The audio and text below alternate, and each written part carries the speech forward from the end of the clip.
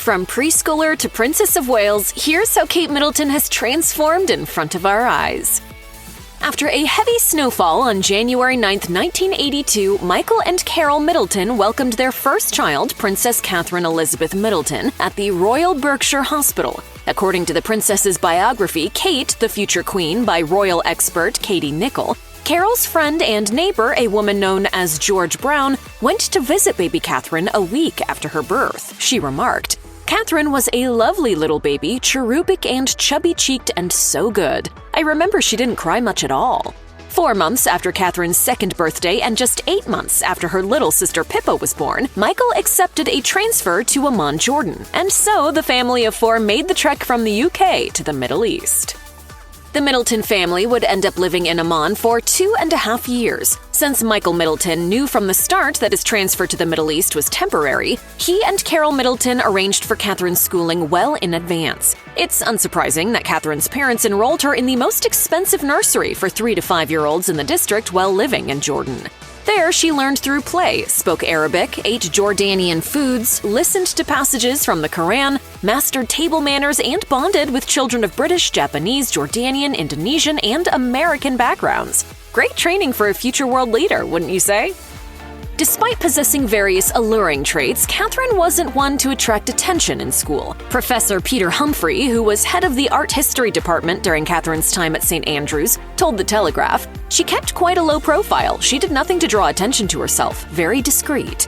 Although the professor admitted that such qualities don't necessarily make for juicy anecdotes, he did add that they would be useful to her in her future role. She may have been unassuming back then, but oh, how the tables have turned.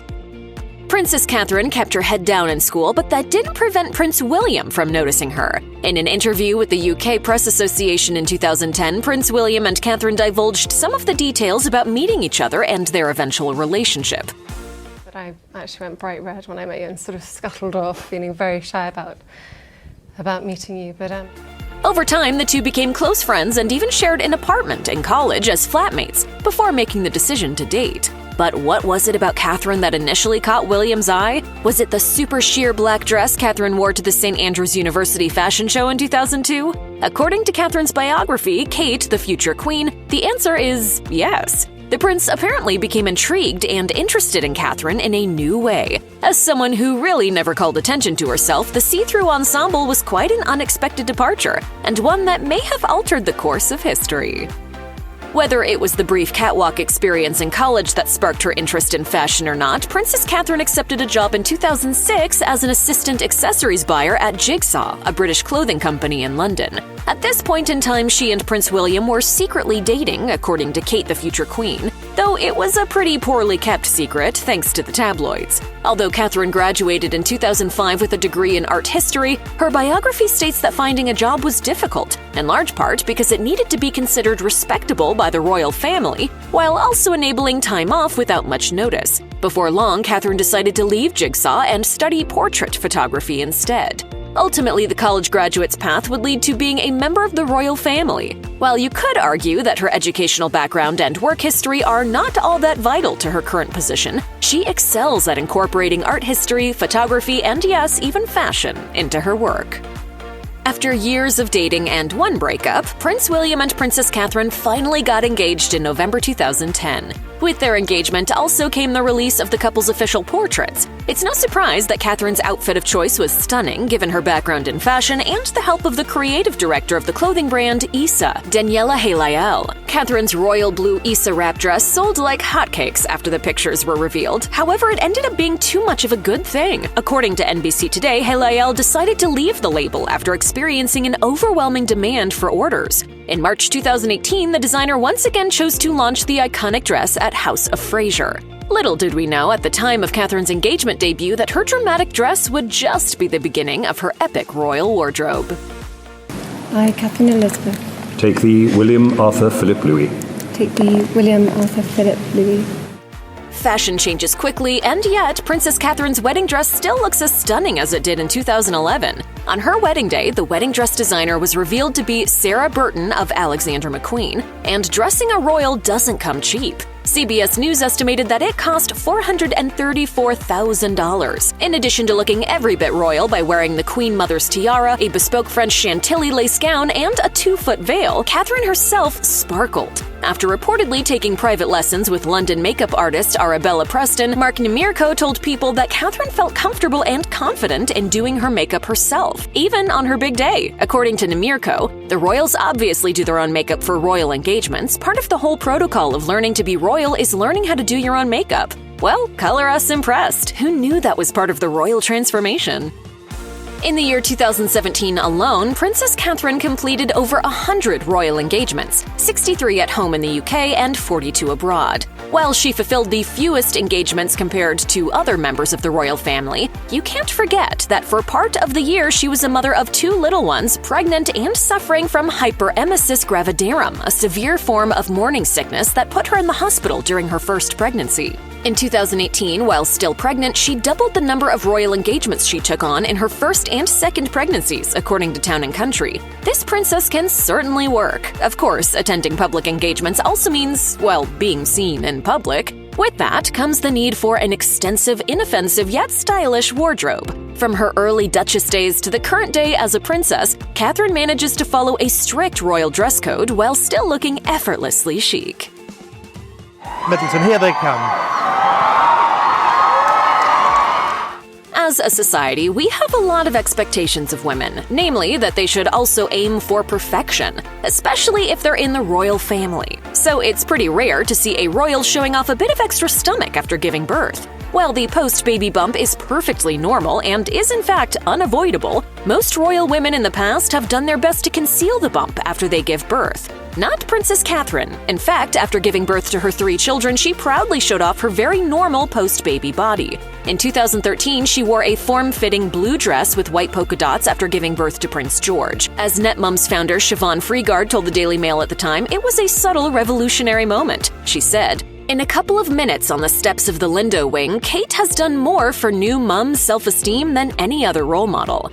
Freegard added that her outfit choice got rid of the myth that all mothers should be perfect postpartum. Catherine went on to have 2 more children, Princess Charlotte and Prince Louis, and both times she proudly displayed her post-baby bump. In 2015, she wore a pastel dress by Jenny Packham, and in 2018, she wore another Jenny Packham number. In both, you could clearly see her post-baby bump, and honestly, good for her. There is an unspoken rule in the royal family that outfits should never be repeated. However, in recent years, many of the royals have decided to push back against this rule. After all, wearing every item of clothing just once is hardly sustainable. Princess Catherine has been at the forefront of this move toward more relatable and sustainable fashion practices. As one fashion expert told The Express, Kate Middleton can often be seen recycling her previous outfits, promoting sustainable fashion. Personal stylist Samantha Harmon explained in another interview with The Express, "The royals have to lead by example, and people are beginning to realize the long-term impact of our overconsumption of fashion." Apparently, Catherine's recycled outfits are a sign to the public that it's time we all took sustainability a little more seriously. Over the years, she has reworn a number of outfits, sometimes more than once. For instance, Catherine wore one Alexander McQueen dress on 3 separate occasions: a wedding, a christening, and a royal service on Anzac Day. Catherine has also recycled gowns from red carpet events on several occasions. We all want to be the center of attention on our wedding days, but when your sister is married to an heir to the throne, it can be tricky. However, Princess Catherine was always very careful to let her siblings and siblings-in-law shine on their big days. For instance, when her younger sister Pippa Middleton tied the knot in 2017, Catherine was careful not to steal focus. In fact, she even skipped the guest walking line to avoid pulling focus. She also agreed not to be a bridesmaid. Royal expert Judy Wade told The Express, "Kate would upstage her sister. It's a tricky situation for Pippa. She would want her sister by her side, as who else would she trust to make things go well? But if your sister is a future queen, she is going to upstage the bride and draw attention." Catherine was similarly conscientious at her brother James' wedding, deciding not to be a bridesmaid. As for Prince Harry and Meghan Markle's wedding, Catherine once again made an effort to let Meghan shine. She even wore a recycled outfit so that the press had less to discuss after the event. Over the past few years, Princess Catherine has become a vocal supporter of mental health awareness. Along with her husband, Prince William, and her brother-in-law, Prince Harry, Catherine began speaking up about the importance of mental health in 2016 as part of the Heads Together campaign. In a video released that year, the three royals spoke about their own mental health struggles. Catherine and William opened up about how they had struggled when their first son was a baby. That's part of the healing process, and it's part of sharing your problems to halve them and to make them better with someone you trust and someone you know is going to help you. Catherine went on to focus her attention on improving the mental health of young people. She became the patron of Anna Freud, a foundation that supports young people's mental well-being, in 2016. In 2021, she used her expertise to launch the Royal Foundation Center for Early Childhood. The chief executive of Anna Freud said, "Her Royal Highness's work in this field is a catalyst for change, and that is helping us to achieve the quality of care that children and their families so richly deserve." It's certainly wonderful to see her doing such important work. In 2018, Princess Catherine was given a special honor from Queen Elizabeth II, the Royal Family Order, which featured a yellow ribbon with an oval portrait miniature of the late Queen surrounded by jewels. She first wore the ribbon at a state dinner in 2018. According to Joe Little, editor at Majesty magazine, the honor signified that the Queen had great trust in Catherine. He explained to Royally Us, "It's something that is only given to the female members of the royal family who have been around for quite some time and are deemed to be of great support to the Queen. Not every female member of the royal family has got it, but Kate now has." Over the years, a number of royals have been given this special honor, including Queen Mary, Princess Margaret, Princess Anne, and Queen Camilla. Princess Catherine isn't just an advocate for mental health, she's also a strong believer in the power of nature. One of her biggest initiatives has been to encourage more people to spend time outdoors. In 2019, she helped to organize the Back to Nature Gardens at the Chelsea Flower Show and Hampton Court Palace. According to her official royal page, the gardens aimed to highlight how spending time outdoors can enrich a child's early development by encouraging active exploration and providing the opportunity to form and strengthen positive relationships. She's also a patron of a number of organizations that promote getting outside. In a video on the royal family YouTube channel unveiling the garden at the Chelsea Flower Show, Catherine said, "It really ties into some of the early years' work that I've been doing." She went on to explain that because children's brains develop so much in the early years, what they experience in those early years makes a huge difference. "I really feel that nature, being interactive outdoors, has huge benefits on our physical and mental well-being, particularly for young kiddies. This is a natural, creative place for them to play." How many marks out of 10 would you give it? 10 being the highest. 20. In 2019, Princess Catherine was given another honor by the late Queen Elizabeth II, the Dame Grand Cross of the Royal Victorian Order, or GCVO. The Maltese cross is worn as a brooch or on a sash around the hip, which the princess first donned during a state dinner on June 3, 2019. Other royals have also been given this honor, including Prince Philip, Camilla, Queen Consort, and Sophie, Duchess of Edinburgh. It seems that the late Queen was fond of giving this cross to members of her family. According to royal expert and journalist Omid Scobie, the cross was invented by Queen Victoria in 1896 to allow her to personally thank and honor people who had helped her directly or represented her across the empire. According to the Daily Mail, the honor was likely given as a way of saying thank you to Catherine for her work on mental health and childhood development during her time in the royal family. During the coronavirus pandemic, Princess Catherine found herself with a lot more time on her hands. After all, most royal engagements had to be canceled or moved online. However, she still found a way to help people follow their passions. In May 2020, she launched Hold Still, a project that saw amateur photographers sharing their quarantine photos. The princess said in a statement, "We've all been struck by some of the incredible images we've seen, which have given us an insight into the experiences and stories of people across the country. Hold Still aims to capture a portrait of the nation, the spirit of the nation, what everyone is going through at this time." She later helped to compile the photos in a book. Princess Catherine continued to earn herself new titles when she was named the joint president of the Scout Association in 2020, along with Prince Edward, the Duke of Kent. The Scouts are a large organization that helps young people form life skills. You've probably heard of the Boy Scouts of America. This association is a similar branch in the UK. The role seemed to be a perfect fit for the princess, who had become a leading figure in promoting childhood development. Catherine said in a statement, For many children and young people, the Scout Association plays a key role as they build relationships and develop the skills they need to succeed in later life. When I volunteered with the Scouts on Anglesey 8 years ago, I was struck by the huge impact the organization has. I am delighted to be joint president of the association and look forward to working with Scouts across the country as they strive to make a positive difference to our society. Catherine was the first woman to take on the role, which marked an important transition towards modernity for the iconic organization.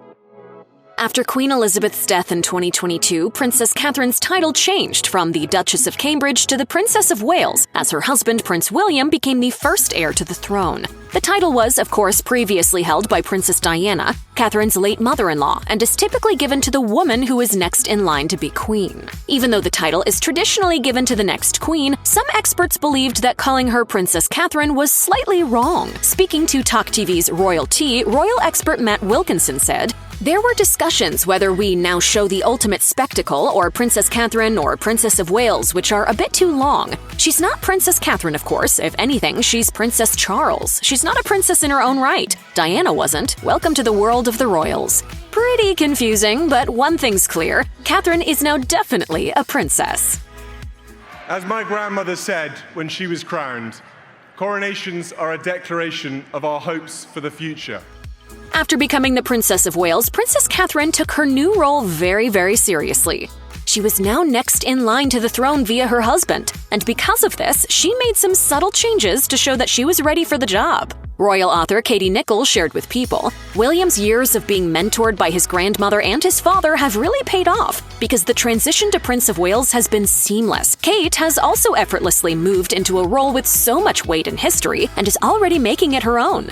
Catherine also made some subtle shifts to her style to indicate she was ready to be queen. As Beth Ann Holt, fashion director at the Daily Telegraph, told Express, Catherine has opted for more mature, subdued styles. Apparently, she also changed her body language, showcasing a more confident, in-control physicality.